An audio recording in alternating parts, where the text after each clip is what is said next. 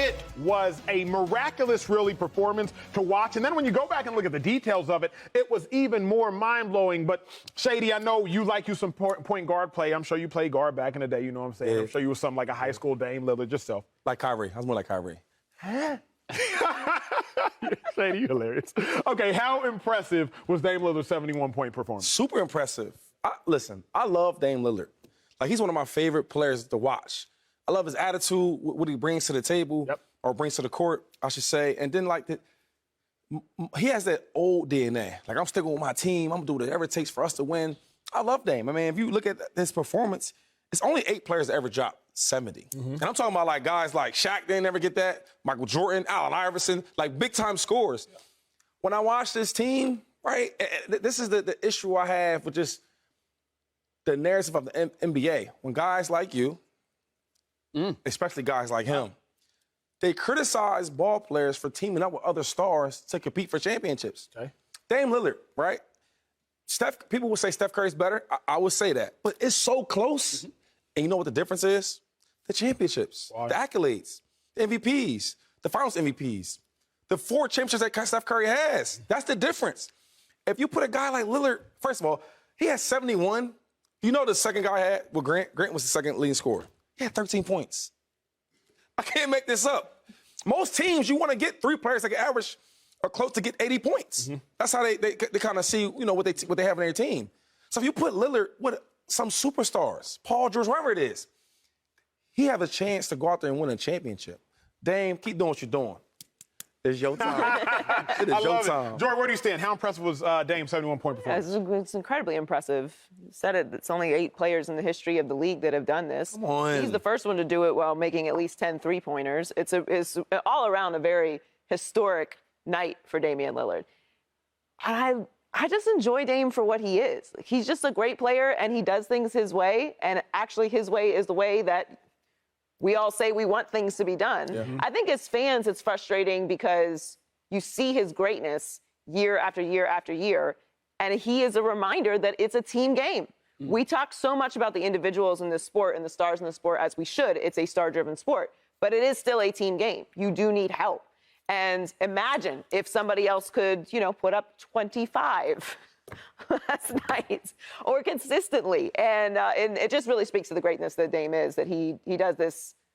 He's had a 50-point game this year, a 60-point game this year. Yep. He's just one of the most incredible offensive players we've ever seen. Yeah. Slick, break something down before I have a thought for you, sir. So there's a couple reasons why I discount what he did. Oh, wait. Oh, discount the 70-point? Yes. Let me hear this. Let's hear this. Yes. Number one, I guess on sale or against something. The Houston Rockets. It's against arguably the worst team in the entire NBA. Okay? I mean, that's just a fact. Second, while as historic as a 71-point game is, it's already the second time this year that it's being done. He tied Donovan Mitchell. And if you look at the numbers across the board, offensive numbers, scoring numbers are through the roof. So all the numbers have been inflated. So that's not what impresses me. It goes to something that Joy said about who Damian Lillard is and a little bit of what you appreciate. The fact that he's in Portland and he's stayed there and continues to demonstrate how great he is. It's that when they came out of the All-Star break and he and a couple of the other starters missed the first game, everybody was like, oh, the Blazers are tanking. Like, they're not even going to go for it. They're going for Victor Wembanyama. And Damian Lillard was like, hell no, we're not doing that. And told his teammates, it's time, and it's time now. It's not just Dame time, it's our time. What a way to underscore that.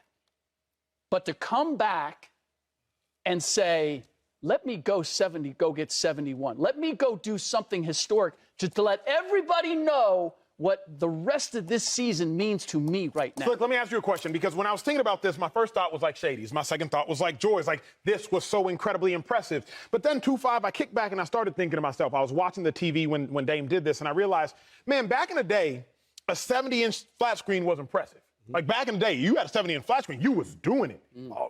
But now it's 70-inch flat screen is about $5.99. Everybody got a 70-inch flat screen. Back in the day, a flat screen was impressive. But now, Everybody had the flat screen. See, when Kobe dropped 81 in 2006, it was 12 years after, I believe, David Robinson had dropped 70+. Then we had to wait 11 years to watch Devin Booker drop 70+.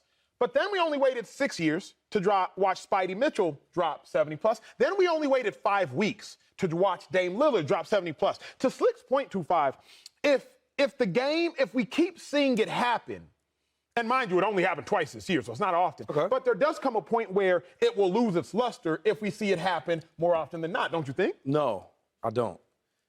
8 times. 8 guys. 8 players. Yeah, 8 players. That's crazy. So if it's 2 guys this year, cool. But it's 8 overall. That's a crazy number. The NBA has been here for years. I'll take it to football. Yep. So you telling me, right, if guys running for 2,000 yards, it's only been like, what, 4 or 5 times? And they do it and 2 running backs do it in the same year? What's that mean? That's still great. Let me give it to you like this. That's greatness. Let me give it to you like this. I'm glad you went there. Y'all ain't gonna shine on Dame. No, I'm not. Okay. I'm not. Let me give it to you like I ain't this. let you. Okay, go ahead. You can do this. We saw 5,000-yard passers in football. It used to be the fewest. Okay. Dan Marino, Georgia's quarterback, Dan Marino. 1984, he did it. We did not see it again until 2009 with Drew Brees. Right. But then we saw Stafford do it. And then we saw Brady do it. Then we saw Manning do it. That was all good. Stafford, Brady, Manning, guys in the hall, going to be in the hall. But then we saw Jameis do it. And then I think Herbert did it, or Herbert, flirted with doing it. There comes a point where it's like, wait a second.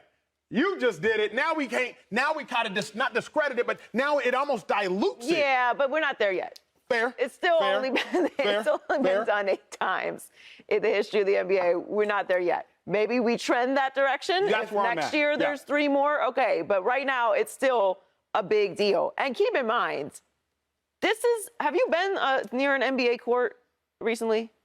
Like where the 3-point line is? It's far. I almost threw my shoulder out trying to make sure that I hit the backboard.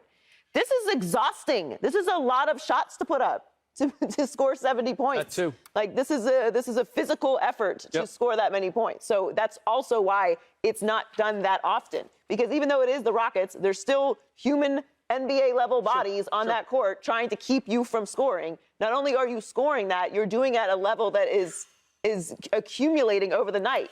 Well, like it's a and he's efficient too. Does that count as efficient? It's a physical achievement on top of it. Like we don't think about how hard, because this is what he does. Right. That's far as hell. So the other side of the studio throwing it in a basket at a consistent, efficient level all throughout the night. It's an incredibly impressive feat. I'll add to that.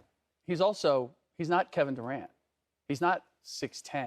Right. He's short. He's 6'2", 6'3", Getting buckets. 190, and getting buckets. Like 6'2". But again, I guess I'm colored by the fact that when Donovan Mitchell got his 71, and I was talking to scouts around the league, they were saying, yeah, we could see somebody get 100 this year. Like, the trend has been moving toward guys putting up these prolific numbers. Yeah, but we didn't, though. What's that? But we didn't, though. No, well, we haven't. He missed 15 shots. Not yet. No. He missed I'm 15 not shots. taking anything away from what Damian Lillard did. I'm just trying to put it in context with there are a lot of guys who are putting up really big offensive numbers, and the defense is not the same as it was. We can get into the weeds in terms of how teams are structured now. Right. You don't have defensive specialists on rosters anymore. Right. The number one thing is you got to be able to make shots. So if you wanted to stop Damian Lillard, who's Houston going to get to say, we need to shut him down and make somebody else beat us? I mean, they did try to double team him. That did happen. I don't know. That they did try to do that. Well, you can shoot from 40 feet. And the last part, he missed 15 shots. It was incredibly efficient. What are we talking about? 13 of 22 from 3. 16 shots? Incredibly efficient. 22 of 38 from the field. It's like video game numbers. He went crazy. Subscribe here to get the latest from Speak, and go watch a few segments from our other shows on FS1.